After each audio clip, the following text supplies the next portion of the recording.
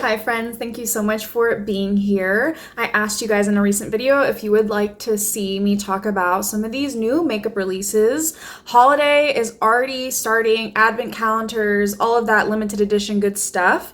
So you guys let me know that you did want to see me talk about the new releases. So let's go ahead and just get right into it.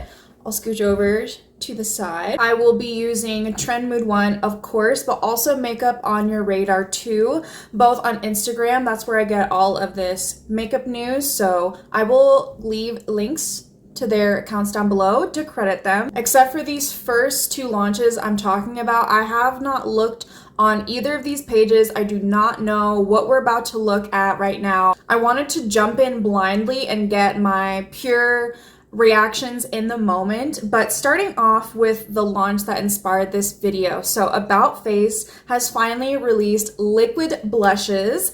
These are their Blush Rush liquid blushes. There are 6 shades. They're $18 each. I actually am wearing one of the shades right now. I immediately picked this up from Ulta. They are not in stores yet. I picked this up from Ulta.com. Here is the component, and I got the shade Starting Line, which is the peachy shade. I never really reached for peachy blushes, so I forced myself to get this shade and just try something different. I am wearing it today. It is my first time wearing it, but so far, I'm really liking it. It reminds me of the Huda Beauty liquid blushes that she came out with, but without that ultra blur, like siliconing feel. I really do like the applicator. On this one, it's a doe foot, but I don't know how to describe it. It's a very pointed doe foot, and literally one dot on each cheek was all I needed. And just for reference, because this does look really small, and I thought that when I saw this product, and especially getting it in my hands, this is really small. This is the same amount of product, 0.11 fluid ounces or 3.5 milliliters. This is the same size as the Rare Beauty mini liquid blushes. However, this is 18, the Rare Beauty is 14, so this is a little bit more expensive. I don't mind that. I'm really glad that they came out with these, and the shades are interesting and very diverse, so I love this launch. Very happy to see this from them. This next launch just fuels my makeup heart and joy and excitement. And if you are a fan of Wicked, Rem Beauty is collabing with Wicked, and they are releasing a capsule collection. I think this is genius. I love how this collection looks. So we have a 12-pan storybook palette. Looks really beautiful. I am not a fan of any of REM Beauty's eye products. I don't really like their eyeshadows. I don't feel like they're pigmented enough. The shimmers are not shimmering enough to justify that really high price point. I don't like their eyeliners. I haven't tried their mascaras, but I have tried both formulas and their liquid eyeshadows, and I absolutely despise them. So when I see this palette, I want to be excited. I mean, it looks beautiful. The packaging is absolutely stunning, but I'm looking at these shades and I'm like, so is that going to show up on Elphaba? I fear it could give ash on people darker than me. So that's the only thing I'm hesitant about, but I'm letting you know right now, I'm shopping this collection. We have the palette, we have 2 different sets, the Elphaba set. They also have the Glinda set, which is probably more likely what I'm going to be shopping. And then they also have a pH adjusting lip oil. I don't like their lip oils, so the packaging, stunning, will not be shopping that. They also have under eye masks. I think that's cute. The liquid highlighter, the component in that, stunning. I will be shopping that. They're releasing lip stains. I love me a good lip stain, and I am really happy that they're finally dipping more into like the lip stain territory. And I like that these aren't their lip stain markers, because I've heard only bad things about the lip stain markers. So I'm glad that this isn't a different component. The packaging for all of this, tea. I love the creative direction that they did with this, so I'm really, really excited about that launch. Hopping on over to Trend Moods page. So Urban Decay is releasing some limited edition palettes for holiday. So they have that star palette. They've already released that. It is available on Ulta. I did see it. I probably won't be shopping that one. I'm not gonna lie, just because it is quite expensive. I actually really like the packaging. I like the look of it and everything. I feel like I might be the only person that's not the biggest fan of their Moon Dust eyeshadows. I feel like they're a little bit dry. I do prefer like the Moira Lucent shadows, ColourPop Super Shock. I'm more so of like a drugstore girly when it comes to that. But they are also releasing a quad, the Moon Dust Space Cowboy Glitter Eyeshadow Quad, $39. And it is available now at Sephora. I know this has been highly anticipated. I know people have been asking for a quad of their Moon Dust eyeshadows for a long time. This is tempting. I'm not gonna lie, this is tempting. I don't need eyeshadow. I'm wearing Natasha Denona I Need a Warm right now. I've been loving playing with I Need a Warm, so I really don't need this, but the Sephora sale is coming up, so we'll see. Oh, I really like this one. So, Sol de Janeiro is releasing a body cream that matches my favorite scent that they have, the Cherryosa 71. That one is the one that smells like kettle corn, very caramel, vanilla, macadamia nut. That's my favorite scent from them. And they're finally releasing a shimmery body cream. Now, their body cream is decent. I do like the Fenty body butter more than the, original Boom Boom cream. I don't really like that they're shimmer. I feel like I might be the only person that feels that way. Unless that shimmer glitter is like really, really mixed in well in with the cream where it looks more like a gloss or a sheen rather than like individual little particles. I would be down for this, but based on my experience with the Fenty Beauty shimmering body butters, which I don't like the shimmering versions because it is very much like that evident, I'm wearing glitter on my body. I don't like that, but I am projecting a little bit of my fears onto this product, but I definitely want to go smell this in store, try this out in store because this scent is so good. If you're a gourmand girl, if you like that really rich, warm, cupcakey, caramel kind of scents, you'll like Cherryosa 71. It wouldn't be a new releases video if we weren't going to talk about ColourPop, of course. And I'm sorry. I'm sorry to ColourPop if you ever see this. This is tired. This collection's tired. This After Hours, yet another palette. This palette does look minutely more interesting, I will say, than their recent releases. I've completely clocked out from this brand, if I'm being quite honest. The only thing I'm still using, ironically, is their first product, the Super Shock eyeshadows. I still use those. This palette, however, I will give credit where credit is due. This is a more interesting, cool toned, mauvey, grayish kind of color story with some pops of the purple. It looks like we have some interesting textures in there, which I always like to see. But when I see this collection, I don't feel anything. I don't feel any joy. So you got the palette. It is a 16 pan palette. That's $24. They also have their shadow sticks for $8 each. Then we have two blushes. I'm not a fan of these Instant Crush cream blushes. They're not pigmented enough, long lasting enough for me. They're pretty blah, if I'm just gonna be honest.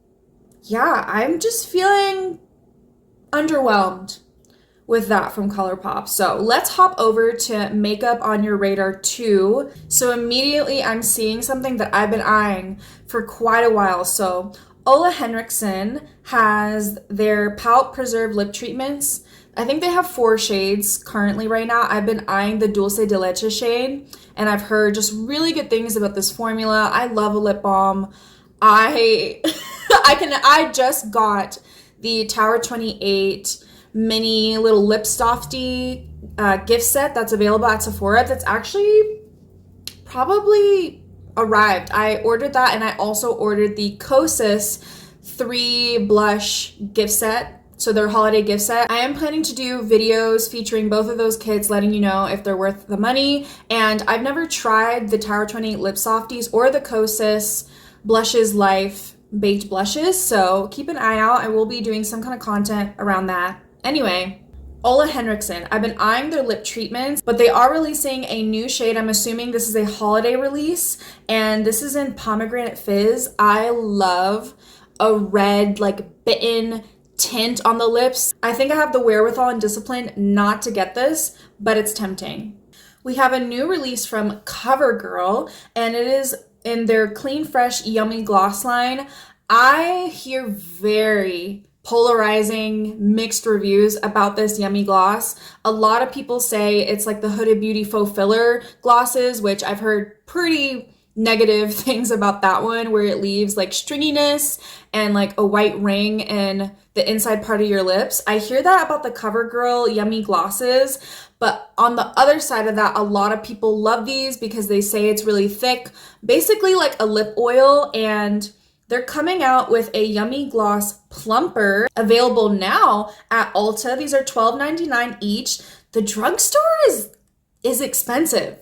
It is quite shocking for me to see for a single lip product $13. If you're gonna include tax, if you're not able to use a coupon or anything, that's a good $14 right there. I don't know about that. And for this formula in particular, I haven't tried this formula, but just seeing like the component itself isn't anything fancy. It's not very cute. And just how divided people are on the regular yummy glosses, this is definitely a pass for me. Just on the price alone and like what this is, I don't think this is worth it. This next launch is definitely right up my alley. As you can see, I love Squishmallows. I love plushies, and Tony Moly is releasing a collab with Squishmallows. So it looks like they're gonna have 2 different sets. I'm already thinking of shopping this one. They're also coming out with blemish patches. It looks like different lip glosses, hand creams, face masks with a bunch of different Squishmallows. Like, this collection is definitely right up my alley. It looks so cute. Oh, it's available now. Okay, so on the Tony Moly website, they are available now. They even have headbands. I'm telling you guys, I'm obsessed with Squishmallows. As I'm scrolling through, I'm now back on Trend Mood 1. There's a lot of things that aren't really catching my attention or things like I've already seen.